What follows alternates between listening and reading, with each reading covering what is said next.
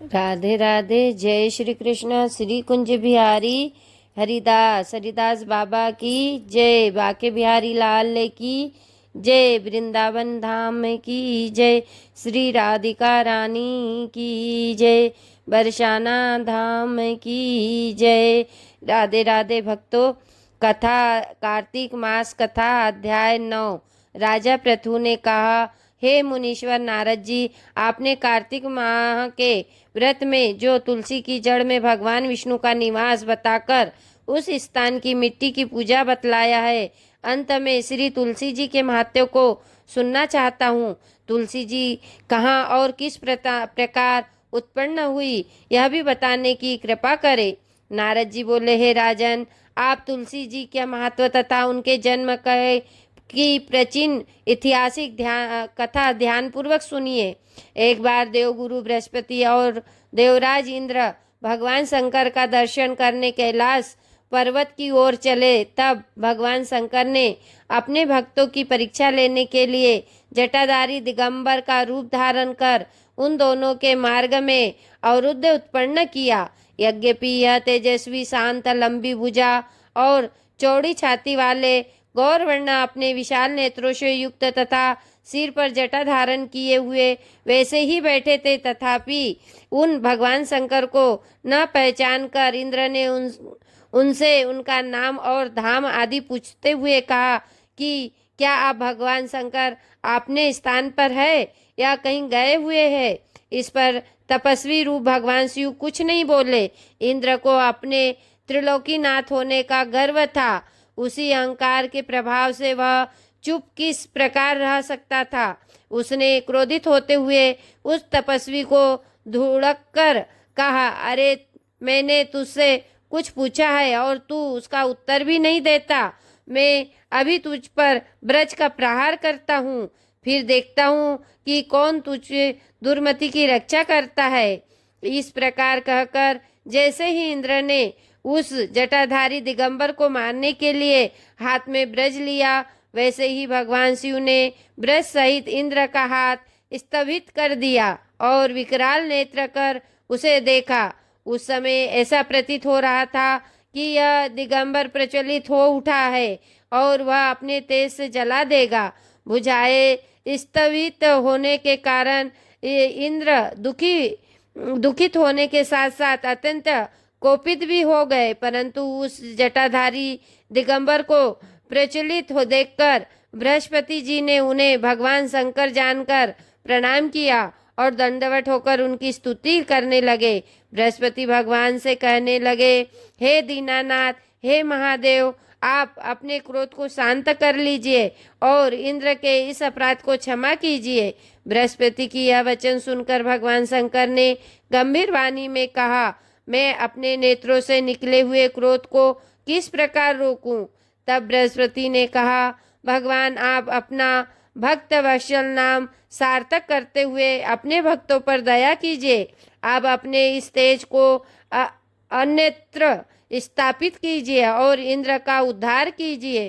तब भगवान शंकर गुरु बृहस्पति से बोले, मैं तुम्हारी स्तुति से अत्यंत प्रसन्न हूँ। तुमने इंद्र को जीवन दान दिलवाया है। मुझे विश्वास है कि मेरे नेत्रों की अग्नि अब इंद्र को पीड़ित नहीं करेगी। बृहस्पति जी से इस प्रकार कहकर भगवान शिव ने अपने मस्तक से निकले हुए अग्निमय तेज को अपने हाथों में ले लिया और फिर उसे क्षीर सागर में डाल दिया। तत्पश्चात भगवान शंकर अंतर्ध्यान हो गए।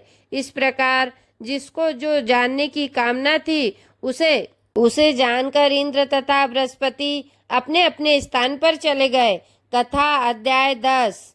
राजा पृथु बोले, हे ऋषि श्रेष्ठ नारद जी, आपको प्रणाम है।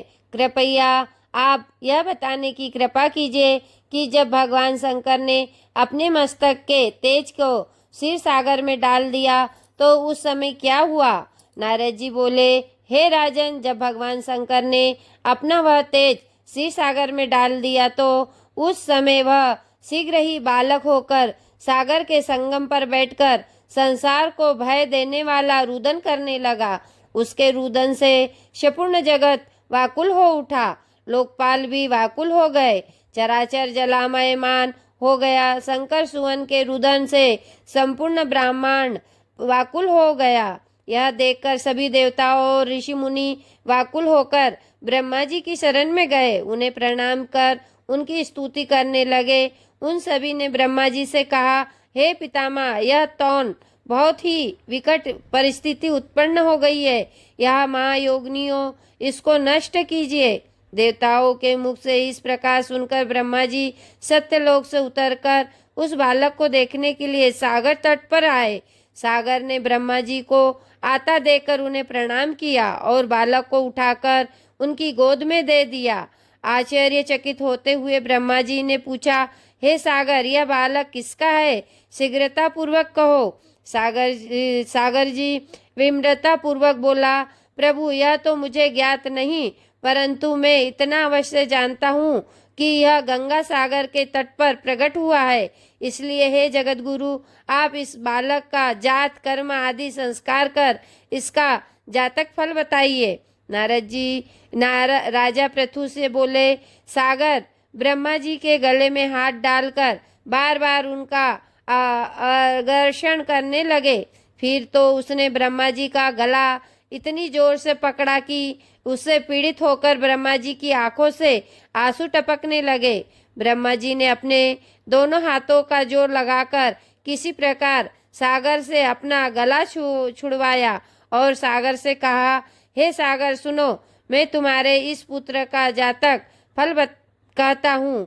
मेरे नेत्रों से जो यह जल निकला है, इस कारण इसका नाम जलंधर होगा। उत्पन्न होते ही यह तरुणावस्था को प्राप्त हो गया। इसलिए यह सब शास्त्रों का पारगामी, महापराक्रमी, महावीर, बलशाली, महायोद्धा और रण में विजय प्राप्त करने वाला होगा। यह बालक सभी देवताओं के आधिपति होगा। यह किसी से भी पराजित न होने वाला तथा भगवान विष्णु को भी जीतने वाला होगा। भगवान शंकर को छोड़कर यह सबसे अवध्य होगा। जहाँ से इसकी उत्पत्ति हुई है वहीं जाएगा। इसकी पत्नी बड़ी प्रतिव्रता, सौभाग्यशालिनी, सर्वज्ञ सुंदरी, परम मनोहर, मधुर वाणी बोलने वाली तथा शीलवान होगी। सागर से इस प्रकार कहकर ब्रह्मा जी ने शुक्राचार्य को बुलाया और उनके हाथों से बालक राज्याभिषेक करवाकर स्वयं अंतर्ध्यान हो गए। बालक को देखकर सागर भी प्रसन्नता की सीमा न रही। वह हर्षित मन से घर आ गया। फिर सागर में उस बालक का लालन पालन कर उसे पुष्ट किया। फिर कालनेमी नामक असुर को बुलाकर वृंदा नामक कन्या से विधि पूर्वक उसका विवाह करा दिया। उस विवाह में बहुत बड़ा उत्सव हुआ। श्री शुक्राचार्य के प्रभाव से पत्नी सहित जलंधर दैत्यों का राजा हो गया। राधे राधे। जय श्री कृष्णा। श्री कुंज बिहारी हरिदास।